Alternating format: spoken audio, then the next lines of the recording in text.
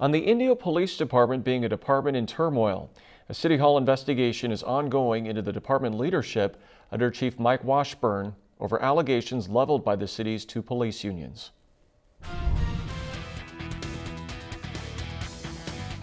John joins us now for more on this story and additional complaints made by the Indio Police Officers Association. John, what are those complaints? Well, I'll tell you what, Peter, there's a lot to this story. At 6 o'clock, we reported about the votes of no confidence, which you first started talking about over the summer. Also allegations that the chief and assistant chief lied in a disciplinary hearing. And you can find all that right now online, ksq.com, the full I-Team report.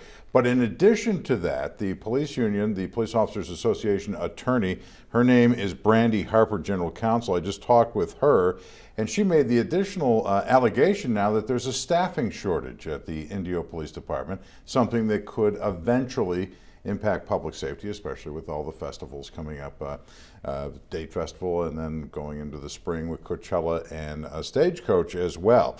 So I reached out to the city council or to the police department on this to find out what are the staffing levels.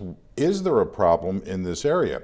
And I think we have some bullet points on that, and found out that there are 13 police officer openings right now in India. Now that's a staff that should be around 80, 85 or something like that. So it's significant, but instead of it being a mass exodus like the police unions have kind of described to me, I was told that here's what happened. Here's how those 13 openings were created. 4 of them are new positions. 3 were medical terminations, people left for medical reasons, and also there was 1 termination and 5 resignations for various reasons. So the police department will point out that it's not any kind of a mass exodus because of this conflict and this situation that's going on right now in the Indio Police Department. On the other side, the police union says, hey, they're doing mandatory overtime and sometimes calling in officers on their days off and forcing them to come in. So that's an issue that we'll continue to watch. And again, the main thing is they say there is no impact to public safety. So what happens now, John, with the police unions and the chief of police seeming to be digging in this battle? Yeah, well, I'll tell you this, Peter, right now, that I've talked to people on both sides, and you know, these votes of no confidence were in the 77 or 80%, depending on what union we're talking about.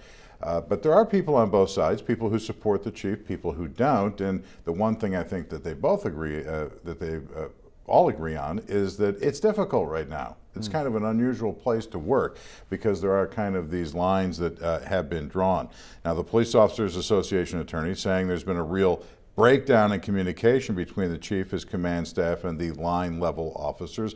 On the other side of this, I reached out to pretty much everyone at City Hall and the police department. The chief had a statement that he put out earlier this year. You can find that online, kesq.com, about all of this. The mayor continues to stand by the chief, but that she wouldn't do a full interview about this.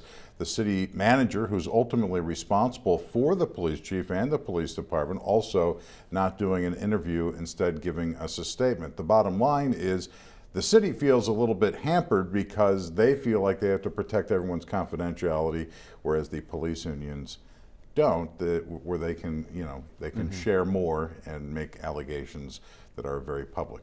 All right, well, certainly an interesting story. Yes. John, thanks for joining us. Thank you, Peter.